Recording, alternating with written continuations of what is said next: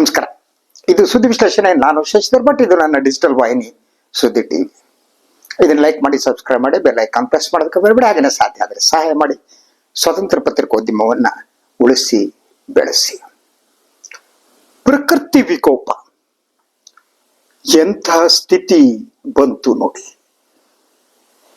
ಉತ್ತರ ಭಾರತದಲ್ಲಿ, ಉತ್ತರಾಖಂಡದಲ್ಲಿ ಎಂತಹ ಸ್ಥಿತಿ ನಿರ್ಮಾಣ ಆಗಿದೆ ಅನ್ನುವುದು ಸಂಬಂಧಪಟ್ಟಂತಹ ವರದಿಗಳು ಬರ್ತಾ ಅಲ್ಲಾಗಿರುವ ಮೇಘ ಸ್ಫೋಟ. ಸುಮಾರು ಎಷ್ಟು ಜನ ಕೊಚ್ಚಿ ಹೋಗಿದ್ದಾರೆ, ಎಷ್ಟು ಜನ ಸಾವನ್ನಪ್ಪಿದ್ದಾರೆ ಗೊತ್ತಿಲ್ಲ. ಸುಮಾರು 50ಕ್ಕೂ ಹೆಚ್ಚು ಜನ ನಾಪತ್ತೆ ಅಂತ ಹೇಳಲಾಗ್ತಾ ಇದೆ. ಸೊ ಮೇಘಸ್ಫೋಟ ಪರಿಣಾಮ ಉತ್ತರಾಖಂಡದ ಉತ್ತರ ಕಾಶಿ ನೋಡಿ. ಉತ್ತರ ಕಾಶಿ ಹಿಂದೂಗಳಿಗೆ ಬಹಳ ಪವಿತ್ರವಾದ ಸ್ಥಳ. ಅದು ಆ ಉತ್ತರ ಕಾಶಿಯಲ್ಲಿ ಮಂಗಳವಾರ ಇದ್ದಕ್ಕಿದ್ದ ಹಾಗೆ ದಿಢೀರ್ ಪ್ರವಾಹ ಕಂಡು ಬಂತು. ಸುಮಾರು 50 ಜನ ನಾಪತ್ತೆ ಆದ್ರು ಅಂತ ವರದಿ ಇದೆ. ಧಾರಾಲಿ, ಖೇರ್ಘರ್ ಹಾಗೂ ಸುತ್ತಲ ಪ್ರದೇಶದಲ್ಲಿ ಮಣ್ಣು ಮಿಶ್ರಿತ ನೀರು ರಭಸದಿಂದ ಹರಿತಾ ಇದೆ. ಪರಿಣಾಮ ಏನಾಗಿದೆ ಅಂದ್ರೆ ಹಲವಾರು ಮನೆಗಳು ಕೊಚ್ಚಿ ಹೋಗಿವೆ. ಸೊ ಧಾರಾಲಿಯ ಈ ಮಾರ್ಗದಲ್ಲಿನ ಪ್ರಮುಖ ತಂಗುದಾಣ ಅದು. ಇಲ್ಲಿ ಹೋಟೆಲ್ಲು, ರೆಸ್ಟೋರೆಂಟು, ಹೋಮ್ ಸ್ಟೇಗಳು, ಪ್ರಸಿದ್ಧ ಯಾತ್ರಾ ಸ್ಥಳ ಗಂಗೋತ್ರಿ ಏನಿದೆ ಅದು ಧಾರಾಲಿಯಿಂದ 18 ಕಿಲೋಮೀಟರ್ ದೂರ. ಸೊ ಗಂಗೋತ್ರಿ ಗಂಗೆ ಹುಟ್ಟುವಂತ ಸ್ಥಳ ಅಲ್ಲಿಂದ 18 ಕಿಲೋಮೀಟರ್ ದೂರದಲ್ಲಿ ಇರುವಂತಹದ್ದು.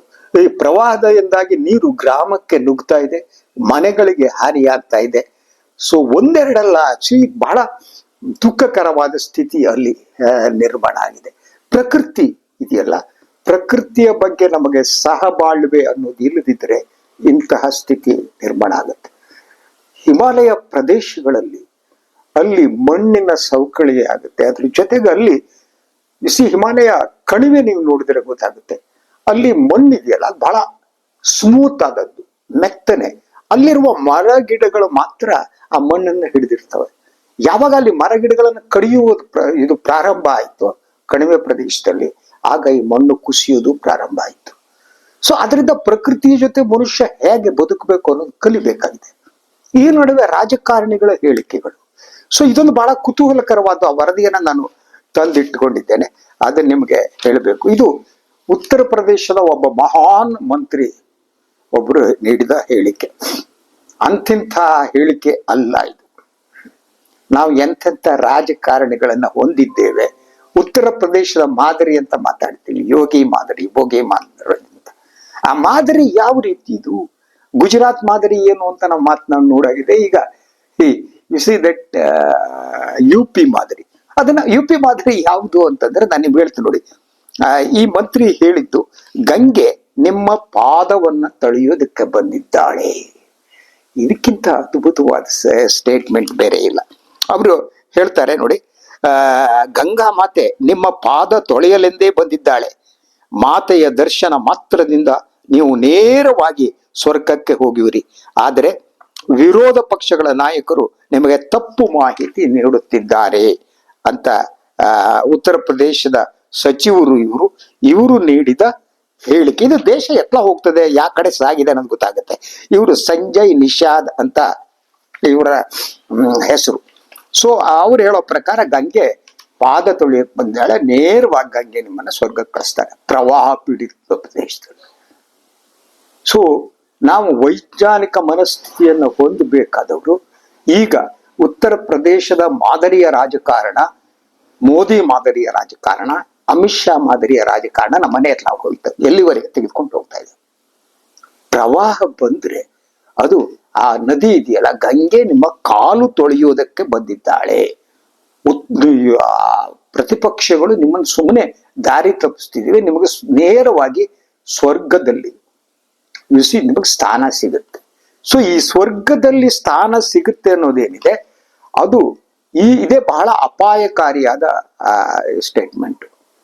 ವಿಶ್ವದಲ್ಲೇನೆ ಈ ಸ್ವರ್ಗದಲ್ಲಿ ಸ್ಥಾನ ಸಿಗುತ್ತೆ ದೇವರ ಪಕ್ಕ ಅನ್ನುವುದೇನಿದೆ ಅದು ಹಲವು ರೀತಿಯ ಭಯೋತ್ಪಾದನೆಗಳ ಕಾರಣ ಆಗಿದೆ.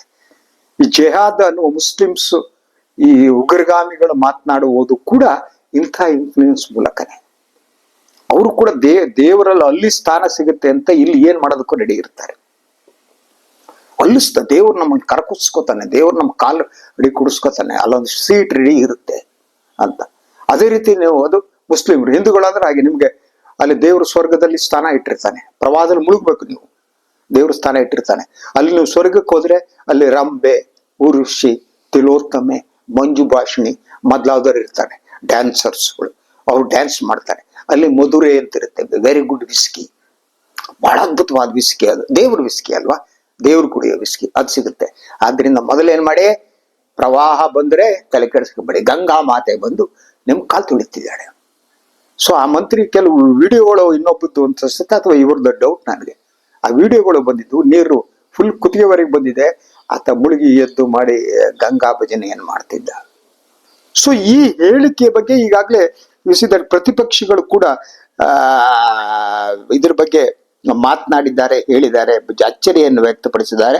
ಸಚಿವರ ಮಾತುಗಳಿಂದ ಪ್ರವಾಹ ಪೀಡಿತ ಜನರು ಅವರಿಗೆ ಅಚ್ಚರಿ, ನೋವು, ಅಸಹಾಯಕತೆಲಿದ್ದಾರೆ.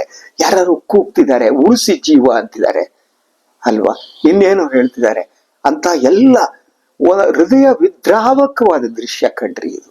ಹೃದಯ ಒಡೆದು ಹೋಗುವ ದೃಶ್ಯ.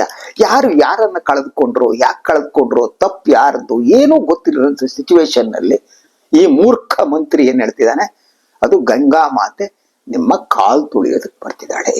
ಆದ್ರಿಂದ ಪ್ರವಾಹದ ಬಗ್ಗೆ ತಲೆ ಕೆಡಿಸ್ಕೋಬೇಡಿ, ಅಲ್ಲಿ ದೇವ್ರು ನಿಮ್ಗೊಂದು ಸೀಟ್ ರಿಸರ್ವ್ ಮಾಡಿರ್ತಾನೆ. ಇಂತಹ ಹೇಳಿಕೆ ನೀಡುವವರನ್ನ ಹಿಡಿದು ನಿಲ್ಲಿಸಿ ಒದಿಬೇಕು. ಬೇರೆ ದಾರಿ ಇಲ್ಲ, ಬೇರೆ ದಾರಿ ಇಲ್ಲ. ಎಂತೆಂಥ ಸ್ಥಿತಿಯನ್ನ ಇಂಥ ಮೂಢನಂಬಿಕೆ ನಮ್ಮಲ್ಲಿ ನಿರ್ಮಿಸಿದೆ ಅನ್ನೋದು ಗೊತ್ತಿರಬೇಕು. ಮೂಢನಂಬಿಕೆ ನಮ್ಮ ಸಮಾಜವನ್ನ ನಾಶ ಮಾಡ್ತಾ ಇದೆ. ಇದು ನೋಡಿ, ಗಂಗಾ ಮಾತೆ ತನ್ನ ಪುತ್ರರ ಪಾದಗಳನ್ನು ತೊಳೆಯುವುದಕ್ಕಾಗಿ ಬರುತ್ತಿದ್ದಾಳೆ.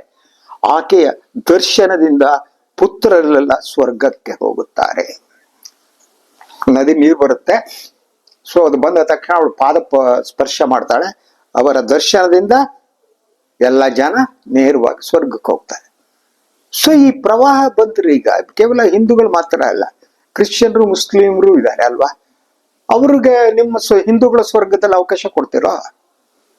ಅವಾಗ ಏನ್ ಮಾಡ್ತೀರಿ, ಅವರು ಕೂಡ ಅಲ್ಲಿ ನಿಂತಿರ್ತಾರೆ ಅಂತ ತಿಳ್ಕೊಳ್ಳಿ, ಪ್ರವಾಹ ಬಂದು ಅವ್ರ ಕಾಲಿಗೂ ತಗುತ್ತೆ. ನಿಮ್ ಗಂಗಾ ಮಾತೆ ಅವರಿಗೂ ಕಾಲ ಪಾದ ಇದ್ ಮಾಡ್ತಾಳ, ಅವಳು ಆಶೀರ್ವಾದ ಮಾಡ್ಬಿಟ್ಟು ನಮ್ಮ ಹಿಂದೂಗಳ ಸ್ವರ್ಗಕ್ಕೆ ಬನ್ನಿ ಅಂತ. ಇಲ್ಲಿ ಇದು ಯಾವ ರೀತಿ ಒಡೆದಿದೆ ಈ ದೇಶ ಮನಸ್ಸುಗಳು ಈ ಒಂದೊಂದು ಧರ್ಮಕ್ಕೆ ಒಂದೊಂದು ದೇವರು ಒಂದೊಂದು ಸ್ವರ್ಗ.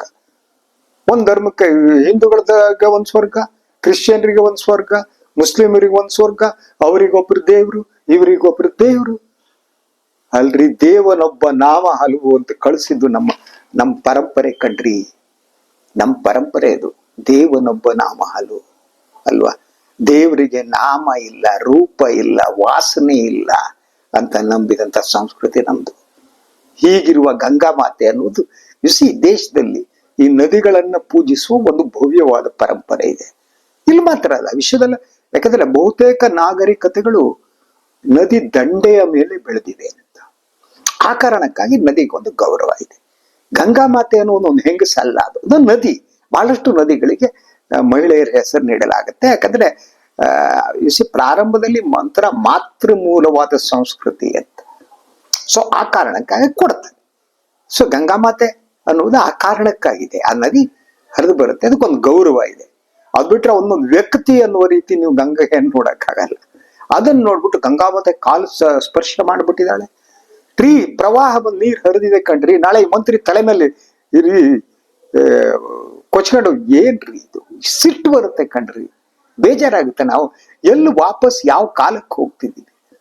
ಈ ಉತ್ತರ ಪ್ರದೇಶದ ಮಾದರಿ ನಮ್ಮನ್ನ 5,000 ವರ್ಷಗಳ ಹಿಂದಕ್ಕೆ ಕೊಂಡೊಯ್ತಾ ಇದೆ ಅಂತ. We are going back, we are going back, we are going back. ಈ ಮಾದರಿನೇ ಅಪಾಯಕಾರಿ. ಅದು ಯಾರಿಗಾಗುತ್ತೆ ಅಂದ್ರೆ ಓದು ಇಲ್ಲದವರಿಗೆ. ಯಾರು ಓದಲ್ವಲ್ಲ ಅವ್ರು ಈ ರೀತಿ ವರ್ತನೆ ಮಾಡ್ತಾರೆ. ಅವರಿಗೆ ಆಲೋಚನೆ ಮಾಡುವುದೇ ಗೊತ್ತಿರಲ್ಲ. ಬುದ್ಧಿ ಅನ್ನೋದು ಕ್ಲೋಸ್ಡ್ ಆಗಿರುತ್ತೆ ಅವರಿಗೆ. ಅವರು ರಾಜಕೀಯ ಕಾರಣಕ್ಕಾಗಿ, ಮತ ಬ್ಯಾಂಕಿಗಾಗಿ ಈ ರೀತಿ ಹೇಳಿಕೆಗಳನ್ನ ಕೊಡ್ತಾ ಹೋಗ್ತಾರೆ. ಸೊ ಇದನ್ನ ವಿರೋಧಿಸಬೇಕಾಗಿದೆ. ಯಾರು ವೈಜ್ಞಾನಿಕ ಮನಸ್ಥಿತಿ ವಿರೋಧಿಸಬೇಕಾಗಿದೆ. ಅಟ್ಲೀಸ್ಟ್ ಇವ್ರು ಉಳಿಸಲ್ಲ ದೇಶವನ್ನು. ಐ ವಿಲ್ ಟೆಲ್ ಯು, ಈ ಕಂಪನಿ ದೇಶವನ್ನು ಉಳಿಸಲ್ಲ, ಬ್ಯಾಕ್ವರ್ಡೇ ತಗೊಂಡು ಹೋಗೋದು ಇವರು. ಈ ಕಂಪನಿ ಇದೆಯಲ್ಲ, Modi and company, Amit Shah and company, Yogi Adityanath company, they are taking us 5,000 years back, 5,000 ವರ್ಷಗಳ ಹಿಂದಕ್ಕೆ ಕರೆದು ಹೋಗ್ತಾರೆ. ಇದಕ್ಕಾಗಿ ಮುಂದಿನ ಜನಾಂಗ ಪರಿತಪಿಸಬೇಕಾಗುತ್ತೆ, ಇಂಥ ಮೂಢನಂಬಿಕೆಗಳಿಗಾಗಿ, ಇಂಥ ಅಯೋಗ್ಯತನಕ್ಕಾಗಿ. ಸೊ ನನಗನ್ಸುತ್ತೆ ಇದರಿಂದ ಒಂದು ಸಾಮಾಜಿಕ ಚಳವಳಿನ ನಾವು ಬರ್ಬೇಕಿಂತ ಮೂಢನಂಬಿಕೆ ಪ್ರವಾಹ ಬಂದು ಜನ ಸಾಯ್ತಿರ್ಬೇಕಾರೆ ಎಂತ ಹೇಳಿಕೆಗಳನ್ನು ನೀಡ್ತಾರೆ ಅಯೋಗ್ಯರು ನೋಡಿ. ಎನಿವೆ, ಇದು ಇವತ್ತಿನ ಸುದ್ದಿ ವಿಶ್ಲೇಷಣೆ. ಇನ್ನೊಂದು ಚಾನಲ್ಗೆ ಮತ್ತೆ ಬರ್ತೀನಿ. ನಾನು ವಾಹಿನಿ ಲೈಕ್ ಮಾಡಿ, ಸಬ್ಸ್ಕ್ರೈಬ್ ಮಾಡಿ, ಬೆಲ್ ಐಕಾನ್ ಪ್ರೆಸ್ ಮಾಡೋದಕ್ಕೆ ಮರಿಬೇಡಿ. ಹಾಗೆ ಸಾಧ್ಯ ಆದರೆ ಸಹಾಯ ಮಾಡಿ ಸ್ವತಂತ್ರ ಪತ್ರಿಕೋದ್ಯಮನ ಉಳಿಸಿ ಬೆಳೆಸಿ. ಎಲ್ಲರೂ ನಮಸ್ಕಾರ.